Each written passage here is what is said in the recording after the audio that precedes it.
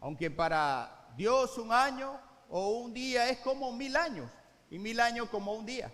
Entonces agradecemos a Dios todos los días y todos los días debemos vivirlo como para Dios, como para el Señor. Pero sin duda estos días son días enseñables, reflexivos y deben ser considerados a la luz de lo que el Señor dice. Debemos pensar, debemos meditar.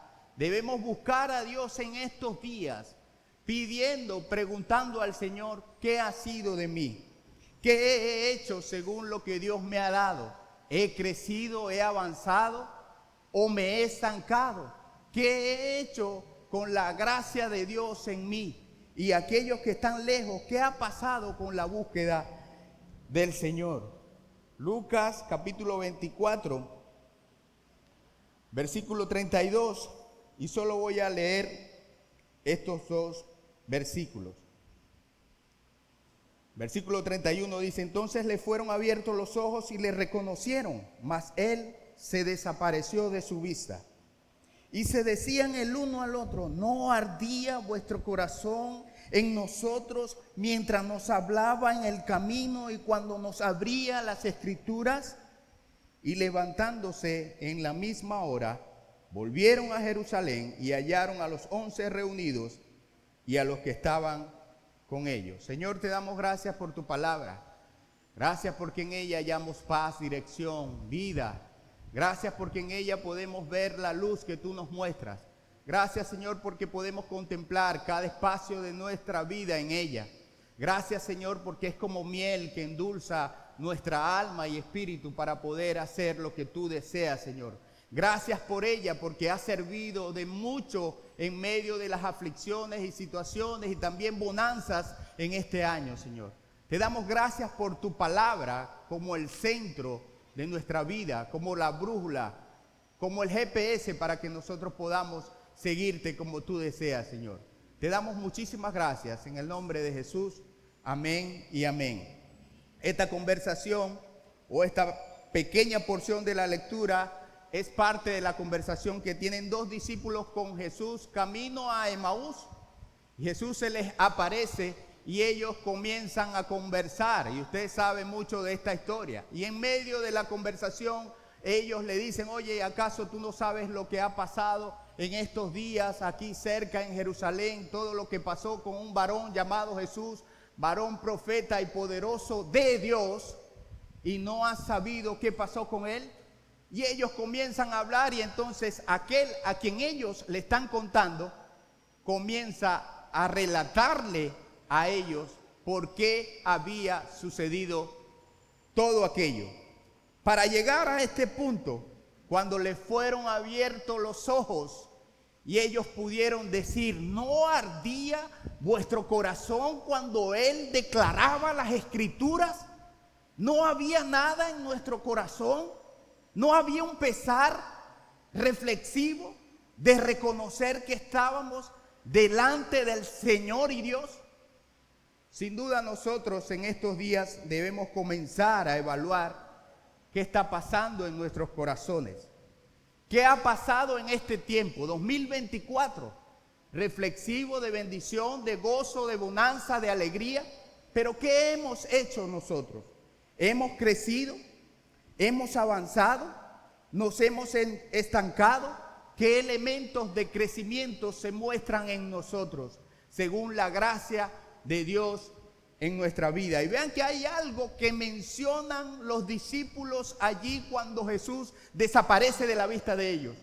¿No ardía nuestro corazón? Es necesario revisar nuestras emociones, nuestros agradecimientos. ¿A quién se dirige? ¿Y por qué agradezco?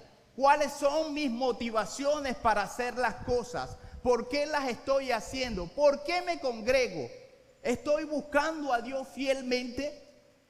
Y cuando leía y pensaba en la enseñanza, leí un famoso escritor cristiano, dijo que él fue a operarse del corazón. Tenía una situación en el corazón.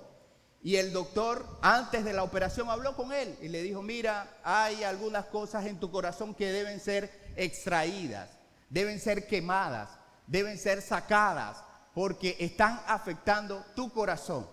Y cuando él está allí en la camilla, él le dice: doctor, qué bueno que va a hacer esa operación, pero ¿acaso podrá quitarme usted esa venita del orgullo que está allí? ¿Podrá quitarme usted esa venita de infidelidad, de chisme, de hipocresía, de maldad? ¿Podrá usted hacer eso? Y el doctor le dijo: no, yo no puedo hacer eso. Eso lo puede hacer tú, Dios, le respondió. Y de veras que es necesario que, así como este escritor le preguntaba al doctor, nosotros cada día nos preguntemos: ¿qué hay en nuestros corazones que está reflejando nuestra vida? Y debemos, si hay un título que ponerle a este último mensaje del año 2024, es: ¿dónde están nuestras gracias y motivaciones de vida? Gracia y motivación, gracias y motivaciones. ¿Dónde están? ¿Dónde están dirigidas mis acciones de gracia y mi motivación de vida? Y debemos sin duda pensar en la gracia de Dios recibida. De la gracia se han escrito muchísimos libros. De la gracia hay tomos y tomos escritos, hay videos, hay predicaciones. Usted puede buscar la que sea, pero la gracia debe ser vivida. La gracia debe ser expresada. La gracia debe ser mostrada.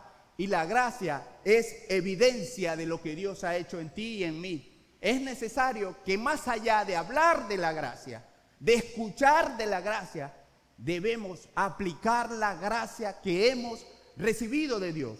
Entonces, la gracia, en primer lugar, debemos verla como un elemento invisible que hace visible la obra de Dios. Porque no la podemos contar, no la podemos enumerar si queremos hacer un cálculo, pero es inmensa. Por medio de la gracia se han hecho muchísimas cosas a través del tiempo. La gracia nos hace dependientes. ¿En qué? En la salvación. ¿En qué? En los medios que Dios nos ha dado. ¿En qué? En el pueblo que Dios me ha dado. Y hay gente que dice que es creyente, pero no busca congregarse.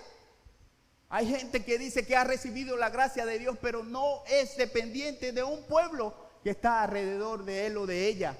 Entonces, cuando hablamos y vemos y miramos y predicamos acerca de la gracia, sin duda hablamos de la salvación recibida por gracia. Ese orgullo allí en el corazón, esa hipocresía que está implantada por cuanto todos pecaron, ha sido quitada, extraída, suprimida, quemada por la gracia de Dios en nuestras vidas. De modo que si alguno está en Cristo, nueva criatura es. No podemos ser iguales al mundo. Y estamos en tiempos de reflexión, sin regaños. Y no lo digo a manera de regaño, sino a manera de reflexión y según lo que la palabra de Dios dice. Con la fuerza de la palabra de Dios, con la vitalidad de la palabra de Dios, debemos reconocer, si vamos a ser agradecidos, hemos recibido la gracia de Dios. Y esa gracia debe ser evidencia de nuestra salvación. Pero ya, como dije también, de los medios de gracia que Dios ha colocado. Su palabra, un medio de gracia. La oración, un medio de gracia. Pero también el congregarme, la iglesia del Señor, como elemento vital, visible, donde yo debo estar, vivir. Y en estos tiempos, sin duda, recuerdo mucho mi infancia. En tiempos de Navidad estábamos nosotros pensando en lo que el Señor quería mostrarnos. No estábamos lejos de Él, como algunos que en estos tiempos se alejan del Señor cuando son tentados por el mundo. No, más bien en estos tiempos de reflexión, de aprendizaje, acercarme al Señor. Señor, vienes pronto. ¿Qué quieres de mí para este nuevo año que se acerca? ¿Qué deseas de mí? ¿Qué debes suturarme en el corazón? Quitarme para ser un mejor creyente, cristiano, seguidor. La gracia nos lleva también a confianza. La gracia del Señor nos lleva a confiar que más allá del 10 de enero, Él va a seguir siendo Dios. Él es Dios hoy y va a seguir siendo Dios después del 10 y el año que viene y por toda la eternidad. Y eso me debe generar una paz que sobrepasa todo entendimiento. Hay muchos hoy pensando en qué puede pasar. Dios gobierna. Él es soberano del universo y es mi Dios y es tu Padre y tú eres su hijo y yo también. Y eso debe ser para nosotros no solo de esperanza, de gozo, pero también de reflexión. Cuando hablamos de confianza, hablamos de descansar en la soberanía de Dios. Cuando hablamos de confianza, hablamos de que no tenemos el control. No tenemos el control. Si hay algo que el ser humano quiere hacer es controlar.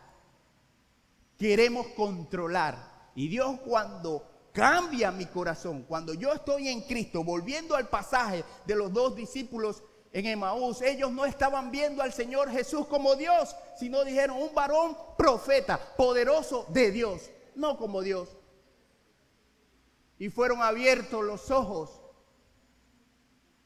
Y ellos necesitaban contemplar al Dios de la gracia en Jesucristo su Hijo. Pero si entienden, no lo estaban viendo como Dios. Ustedes leen la descripción y ellos dicen, un profeta, un varón poderoso de Dios que hizo señales y prodigios. Pero no lo estaban viendo como Dios. ¿Cómo estás tú viendo al Señor Salvador Jesucristo? ¿Como un varón profeta o como el Dios, tu Señor, tu Salvador, tu protector, tu ayudador? ¿Cómo lo estás viendo? Es tiempo de enseñanza para todos. Es tiempo de reflexión. Es tiempo donde debemos estar en sintonía con el Señor. Debemos tener cuidado de qué estamos leyendo, qué estamos escuchando, qué estamos viendo. La verdad es que nosotros como pastores recibimos noticias tristes de siervos amados, fieles al ministerio, que están cayendo por cualquier situación de familia, por ejemplo, por cualquier situación de infidelidad familiar, por ejemplo, por cualquier situación de conflicto económico, por ejemplo. Y eso nos lleva a pensar, a reflexionar y a decir, yo no soy fuerte, el Señor está conmigo y me va a cuidar. Pero debo reconocer que no es en mis fuerzas. Debo reconocer que necesito los medios de gracia que Dios ha dejado a su iglesia. Necesito reconocer que necesito la iglesia del Señor. Congregarme, no dejando de congregarme como algunos tienen por costumbre y en diciembre desaparecen. Debemos cuidarnos, debemos acercarnos. No debemos de dejar de escuchar la palabra del Señor. Debemos pensar en mi enfoque. Si este año no logré, como decía mi esposa, no logré tener un plan consecutivo, progresivo de la Escritura, pues este año voy a seguir haciéndolo. Voy a proponerme leer la Escritura completa en un año. Debo proponerme para el Señor hacer según lo que Él me ha dado. La gracia del Señor, escúchese bien, es el resultado de Dios en mí. Si hay una frase que anotar es, la gracia del Señor es el resultado de lo que Dios ha hecho en mí. No de lo que tú has hecho, no de lo que tú puedes controlar, no de lo que tú puedes hacer, no de lo que yo puedo hacer, sino de lo que el Señor está haciendo a través de nosotros. Porque por gracia sois salvos, no por obra, para que nadie se gloríe. Imagínense usted tener una lista, el currículum tuyo o mío, y colocarlo, mira por qué soy salvo. No, en el Señor no es así. No has hecho nada, te salvó, cambió tu corazón. Dios ve a Cristo en ti. De modo que si alguno está en Cristo, nueva criatura es. No podemos ser iguales.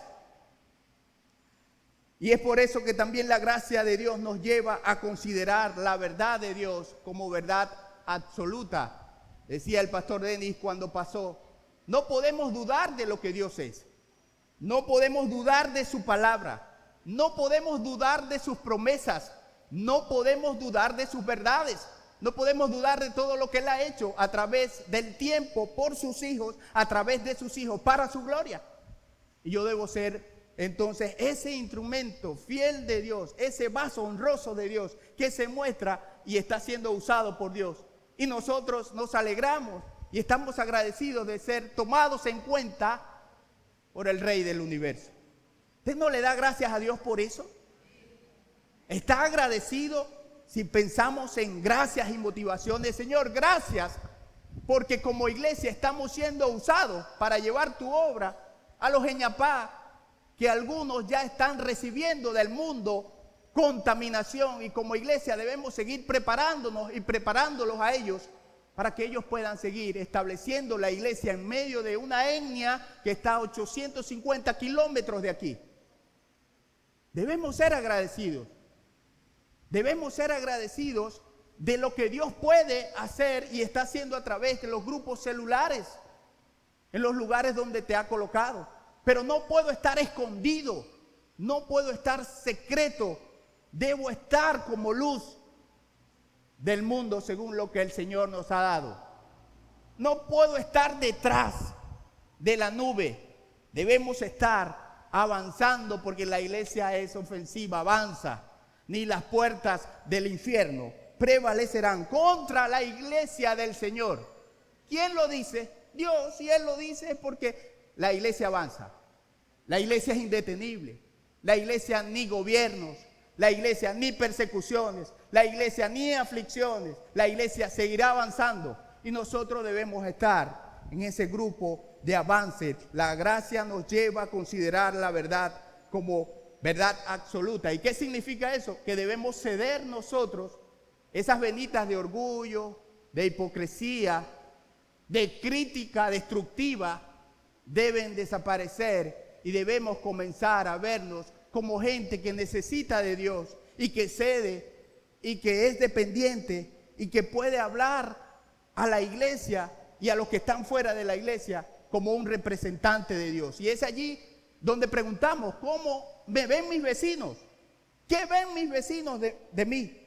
¿Qué evidencias de la gracia de Dios ven en mí mis vecinos? Y es allí donde les decía al principio que la gracia debe ser mostrada, aplicada, practicada cada día.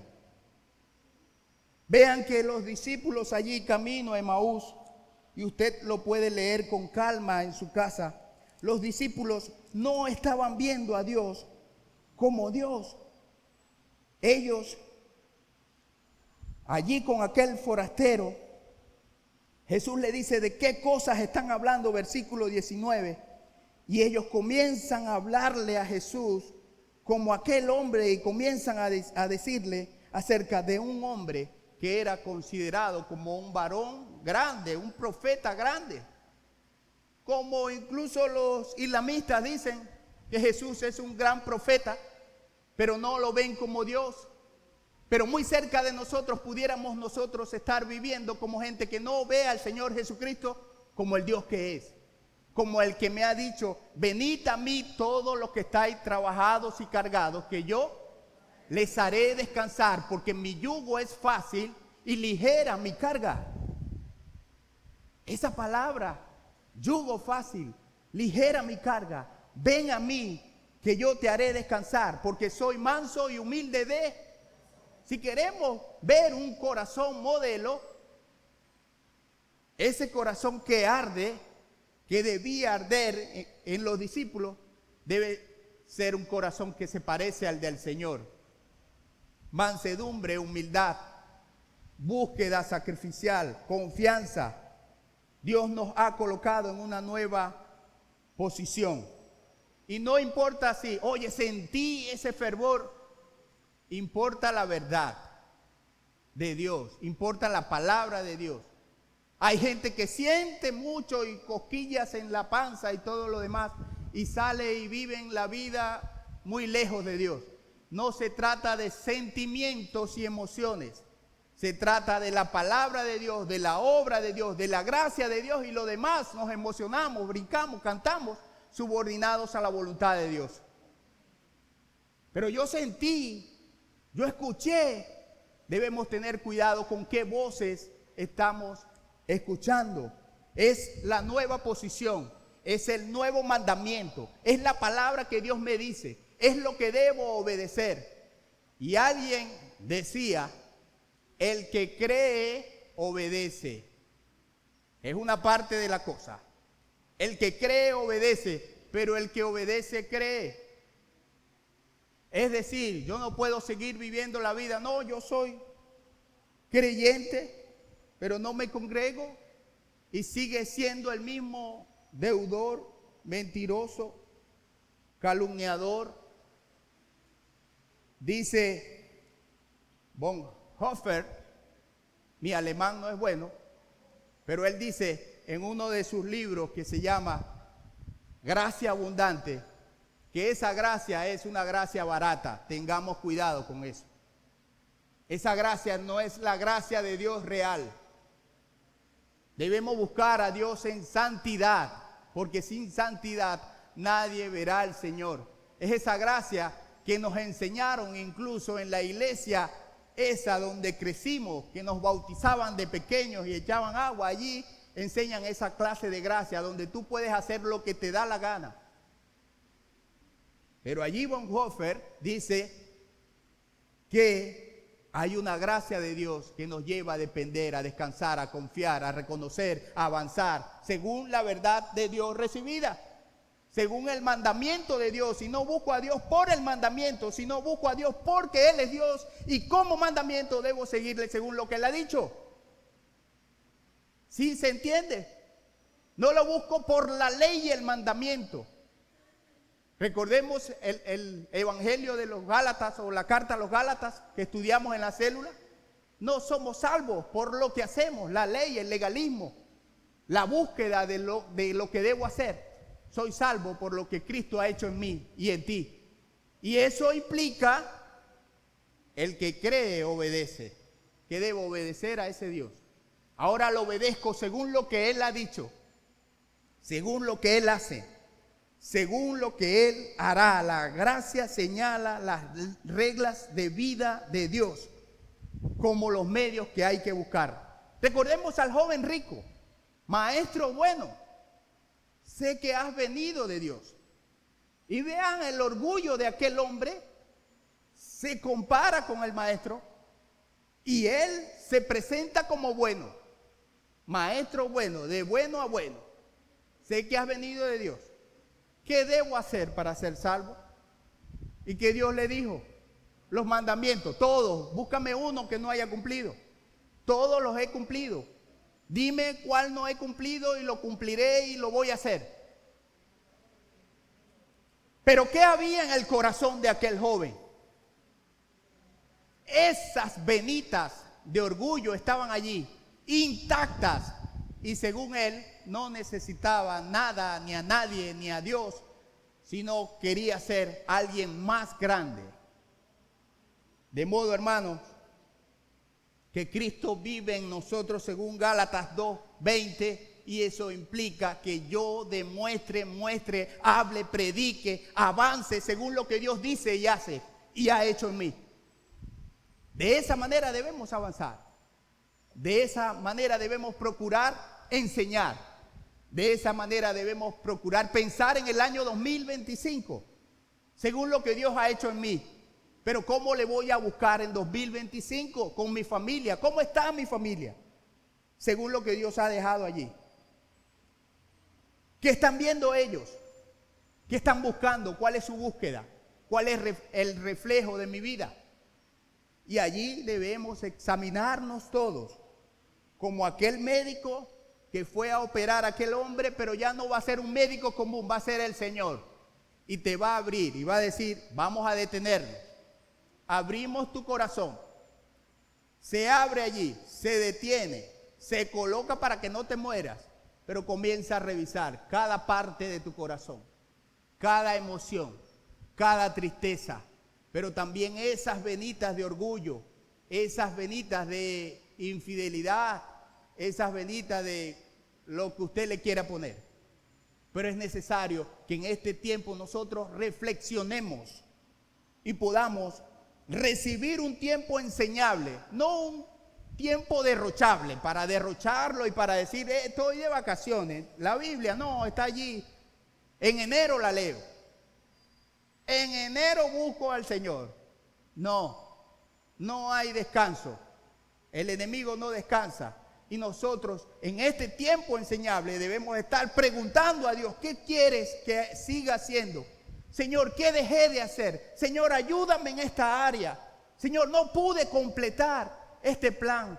Señor, aquí estoy necesitado. Mis hijos necesitan dirección. Y no estoy siendo el mejor padre. No estoy siendo la mejor madre. No estoy siendo el mejor miembro de la iglesia.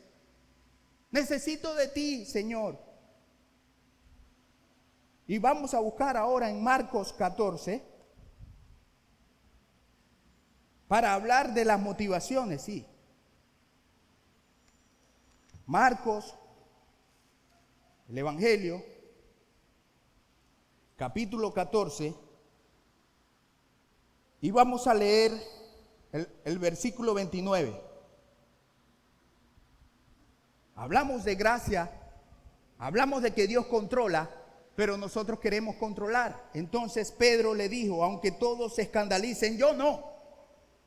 Y le dijo Jesús, de cierto te digo que tú hoy, en esta noche, antes de que el gallo haya cantado 2 veces, me negarás 3 veces.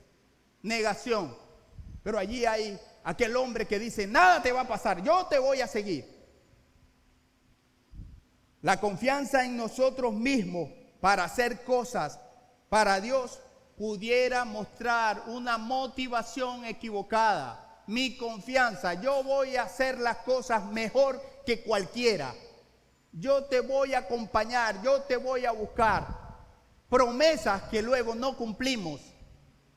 Cuando iniciamos el trabajo con la etnia Adéquana, que tenía unos 3 años paralizado, ellos estaban un poco molestos. Son indígenas, se molestan. Tú también te molestas. Y ellos se reúnen con nosotros. Bueno, hermanos, ¿y qué vamos a hacer para avanzar como iglesia en la obra? ¿Qué vamos a hacer si somos una iglesia que nos hemos asociado, que hemos buscado crecer juntas? Y en estos 3 años, ni una llamada. Y era verdad. Y nos sentamos con ellos y les dijimos, vamos a hacer las cosas paso a paso. Y lo que prometamos en Dios lo vamos a cumplir. Pero no ofrecer cosas que no iba a poder hacer. No ofrecer cosas que no fuesen tangibles para hacerlas. Y hablamos, vamos a imprimir unos himnarios que ya ellos no tenían himnarios en su lengua. Y nos dijeron, necesitamos himnarios. Y como iglesia nos propusimos imprimir 1500 himnarios. Y cuando ellos recibieron los primeros 500 himnarios, ellos dijeron, la cosa va en serio, porque no venía pasando de esa manera. Pudiéramos nosotros tener buenas motivaciones, pero no ser motivaciones que están alineadas a la voluntad de Dios. Pueden ser buenas cosas, los hemos dicho desde acá, pero no las mejores cosas. Las mejores cosas en Dios están según lo que Dios dice, en su voluntad. Entonces yo me puedo proponer muchísimas cosas dentro de la iglesia, para el Señor, pero puedo estar o pueden estar esas cosas en mi confianza, en mi parecer, en lo que yo digo, en mis fuerzas. Leemos ahora versículo 37 de allí mismo. En ese mismo contexto, el mismo Pedro, que había dicho que iba a acompañar al Señor ahora, el Señor les dice, versículo 33, y tomó consigo a Pedro, a Jacobo y Juan y comenzó a entristecerse y a angustiarse. Y les dijo, mi alma está muy triste hasta la muerte, quedaos aquí y velad. Yéndose un poco adelante, se postró en tierra y oró que si fuese posible pasase de él aquella hora. y decía: Abba, Padre, todas las cosas son posibles para ti. Aparta de mí esta copa, mas no lo que yo quiero, sino lo que tú. Muestra de la voluntad de Dios. Y vino luego, versículo 37, y los halló durmiendo y dijo a Pedro. Y vea que el escritor Marcos señala específicamente a Pedro.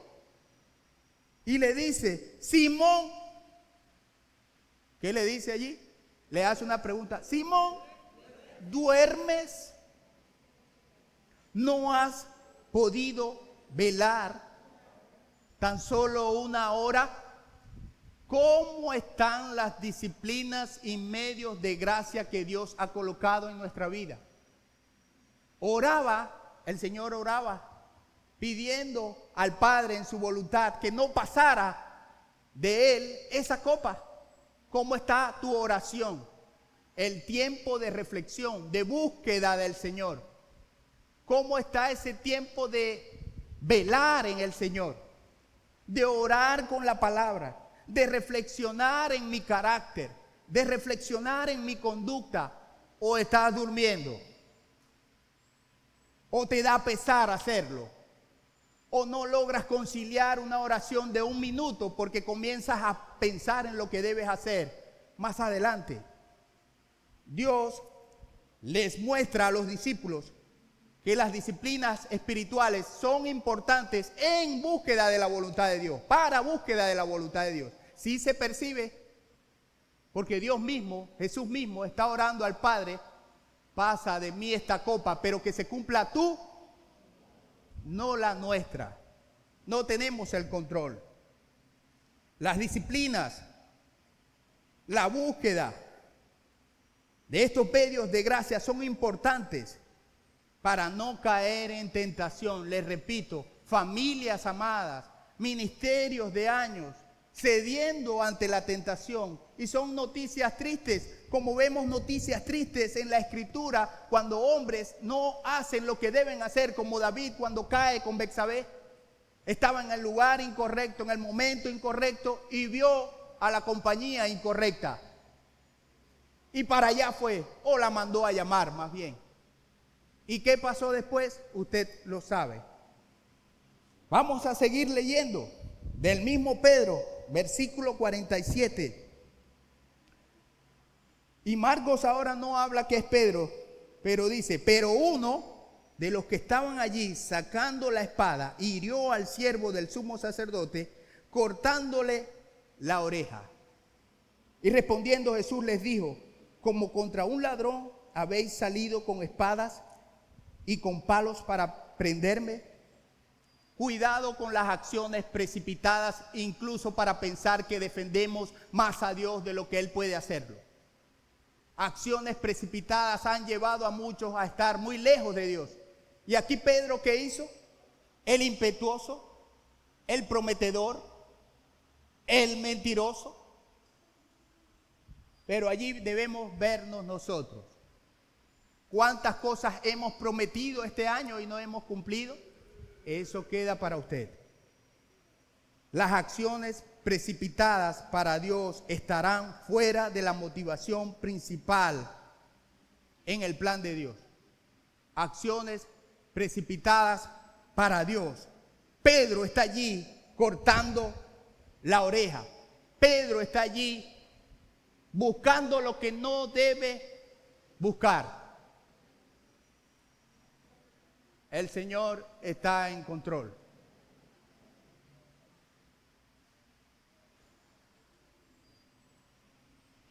Cuando hablamos de eso, pensamos en lo que Dios hace, pero también pensamos en lo que Dios sigue haciendo. Pensamos en que nuestra vida debe estar nutrida, bien alimentada, bien capacitada por Dios, bien receptiva de los medios de gracia, porque una vida desnutrida es un blanco fácil para el enemigo. Una vida que no está bien nutrida en una relación de búsqueda constante puede ser una vida que no es saludable, una vida que no está cerca de Dios y una vida que pudiera estar sin Dios inclusive. Este pueblo de labios me honra. Lean Deuteronomio, lean allí lean el Pentateuco y van a ver a ese pueblo quejándose, a ese pueblo quejándose ante Dios, a ese pueblo recibiendo y ellos quejándose, a ese pueblo quejándose del pan, a ese pueblo quejándose de la sed, a ese pueblo queriendo volver a Egipto, a ese pueblo buscando cualquier cosa, a ese pueblo en rebeldía de Dios y de los líderes que Dios había puesto. Y es impresionante que Dios les seguía en misericordia mostrando lo que debían hacer. ¿Dónde está tu motivación? ¿Dónde están nuestras motivaciones? ¿Qué me motiva? Y cuando hablamos de motivación, vuelvo que no es psicológico, no es emotivo, es la palabra de Dios y el Espíritu Santo implantado por su obra en mí. Y eso me debe llevar a pensar y querer decirles una última cosa en esta mañana. Pero esa última cosa está en Lucas capítulo 9, versículo 57.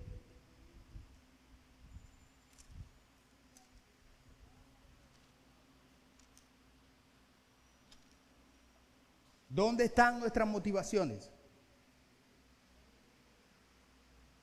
Una última cosa para terminar bien. Y alguien decía, para terminar bien debo iniciar bien. Para terminar bien debo avanzar. Para terminar bien la aflicción debo verla como según el Señor dice. ¿Cómo terminar bien? Debemos enfocarnos en el que nos ha llamado. Debemos ir por encima de cualquier barrera o aflicción. Y más allá de una motivación emotiva, debe ser una motivación que parta del mismo Dios para nosotros reconocerse. 9:57. Dice, yendo ellos, iban los discípulos con Jesús. Uno le dijo en el camino, Señor, te seguiré a donde quiera que vayas. Y le dijo Jesús, las zorras tienen guaridas y las aves de los cielos nidos, mas el Hijo del Hombre no tiene dónde recostar la cabeza. ¿Quién debe y hace el llamado? ¿De quién es la salvación? Del Señor. Él plantea la idea, yo te voy a seguir, pero espérate, yo tengo un plan y luego te sigo. El Señor es el que llama, el Señor es el que salva. La salvación es del Señor. Yo no me salvo a mí mismo. Yo no puedo decir, Señor, sí, te voy a seguir, pero espérate. Si estamos en Cristo, somos nueva creación. Las cosas viejas pasaron. He aquí, todas son hechas nuevas. El llamamiento de los discípulos, cada uno, podemos ver, los pescadores, los recaudadores de impuestos, dejaron de hacer lo que ellos estaban haciendo para seguir al Jesús que los había transformado. Ya no era Mateo el recaudador de impuestos, ya era Mateo el discípulo de Jesús. Y es lo que nosotros debemos ver. Ya no era Pedro el impetuoso y arrogante, ahora era Pedro el transformado, el que iba a morir incluso sin que él mismo decidiera cómo hacerlo. Ya no decides, Pedro, ya yo soy tu Señor. Cuando le hizo el llamado en aquella playa, porque Pedro había vuelto a sus quehaceres normales. Cuando Jesús murió, él lo engañó, Pedro se fue. Y Pedro dijo, se acabó, no hay nada que hacer. Pero el Señor le dijo, Pedro, ¿me ama? Sí, Señor, y usted sabe la historia. ¿Y qué le dice? Apacienta mis corderos, mis ovejas. Ponte en la línea. Avanza. Ese no es tu lugar, yo te llamé. Y tú debes estar según el llamado que te hice, donde yo quiero que estés. En la primera línea, el llamado de Jesús se superpone ante el legalismo. Y leemos versículo 59, y le dijo a otro, sígueme. Y él le dijo, Señor, déjame que primero vaya y entierre a mi padre. Jesús le dijo, deja que los muertos entierren a sus muertos, y tú ve y anuncia el reino de Dios. Mucho legalismo aquí, mucho de la ley aquí, mucha tradición aquí que él debía hacer cuando alguien fallecía de la familia y le dijo: Señor, primero la ley, deja que yo cumpla la ley. Dios se superpone, Jesús está superpuesto ante la ley. Yo soy el camino, yo soy la verdad, yo soy la vida y nadie viene al Padre. Jesús está por encima de cualquier elemento legal, humano. Y la escritura, el elemento legal, los mandamientos están para ser cumplidos desde lo que Dios dice. Dios se superpone entonces ante el legalismo y las buenas obras. Solo Cristo habla de los deberes. Solo Él nos dice lo que debemos hacer. Solo su palabra muestra lo que debemos hacer. Solo Él, como el Dios de dioses, nos dice qué debemos hacer. Seguir a Jesús va más allá de programas, de cargas, de condiciones, de situaciones y de planes propios. Versículo 61. Entonces también dijo otro: te seguiré, Señor, pero déjame que me despida primero de los que están en mi casa. Y Jesús le dice: ninguno que poniendo su mano en el arado mira hacia atrás es apto para el reino de Dios. Él está poniendo su propio plan. Otro que dice: yo te voy a seguir, pero ¿cuántos de nosotros pudiéramos estar diciéndole a Jesús: espérate, tengo mi propia forma, mi propio tiempo, mi propia circunstancia, y cuando yo tenga tiempo te voy a seguir, pero deja primero que yo haga esto o aquello? Y saben, la experiencia, las estadísticas incluso dicen que el que dice que no te invita a su casa porque tiene una casita pequeña, no te va a invitar así tenga una quinta.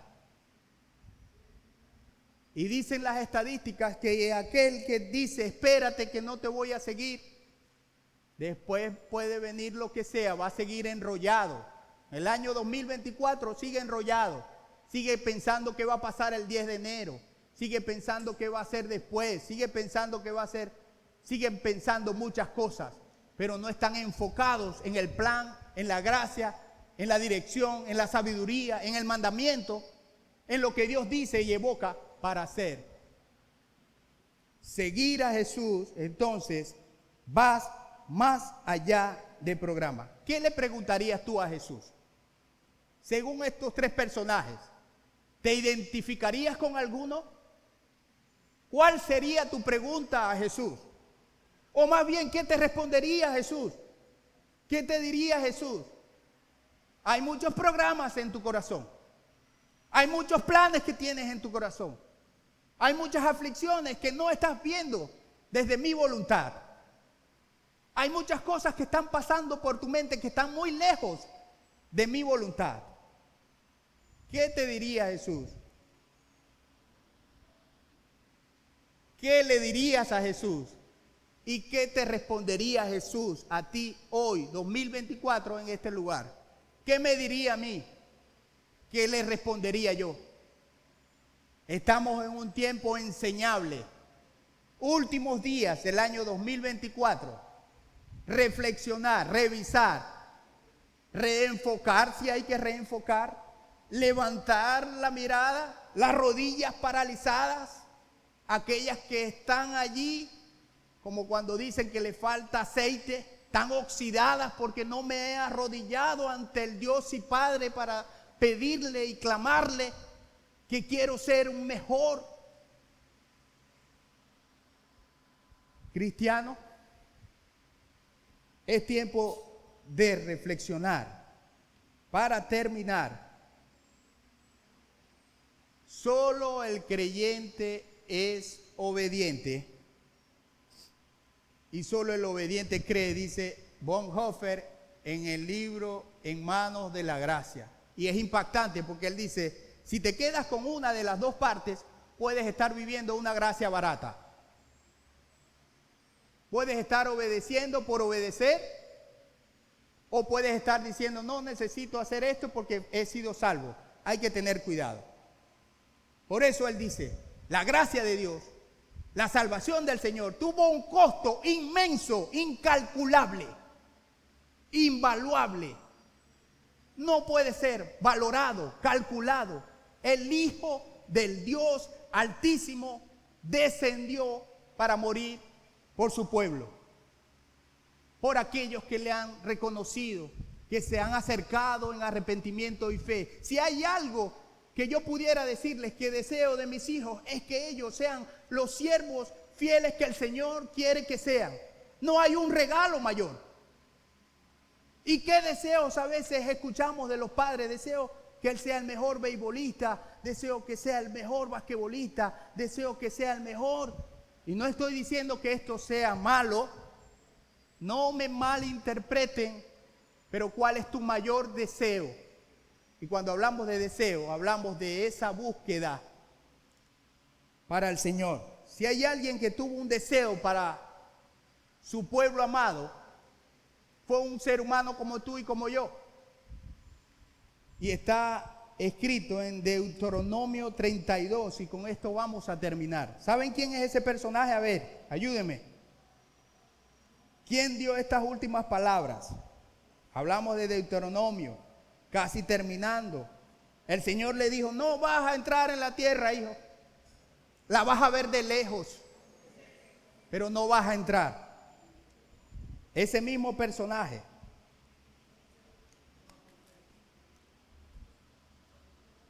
está en el capítulo 32. Y era lo que él deseaba para aquel pueblo rebelde, compañero con el que se había relacionado. Pero es el mejor deseo que él podía dejar, y está en medio de una canción. Versículo 10, 11 y 12 dice, hablando de este pueblo, dice: le halló en tierra de desierto y en yermo de horrible soledad. Lo trajo alrededor, lo instruyó, lo guardó como a la niña de su ojo, como el águila que excita su nidada, revolotea sobre sus pollos, extiende sus alas, los toma, los lleva sobre sus plumas. Jehová solo le guió, y con él no hubo Dios extraño. Más adelante pasan unos días y Moisés muere. Pero miren lo que él desea y lo que él pide para aquel pueblo. Recuerda de dónde has salido.